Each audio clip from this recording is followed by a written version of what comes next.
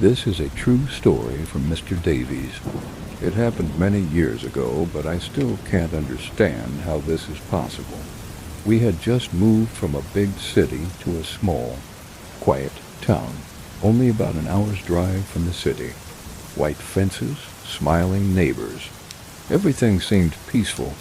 On the third day after moving in, we met an elderly couple across the street, Mr. and Mrs. Volter.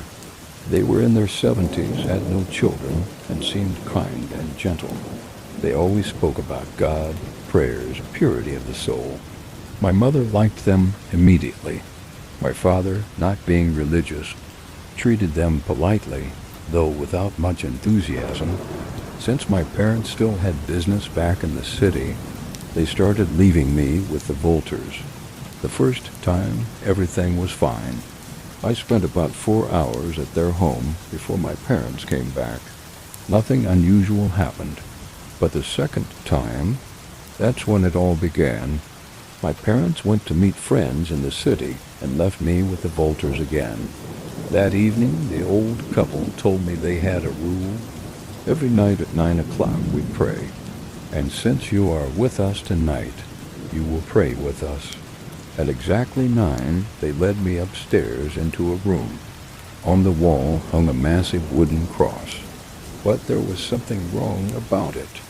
Instead of a figure of Christ, the cross held a dark, almost black piece of cloth. Pinned to it were strange items, a rusty safety pin, a child's rattle, and a faded photograph. The Volters knelt before it and began whispering.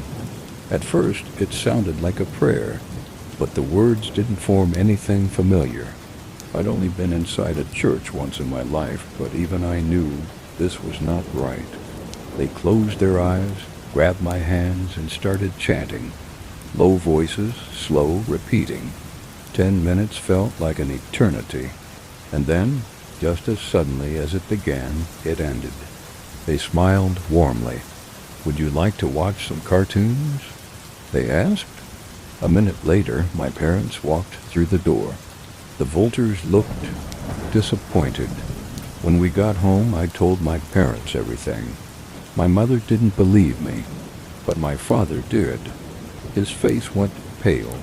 The next morning, he told me, "You're never going back there again." That weekend, my mother wanted to host a dinner and invite our new neighbors.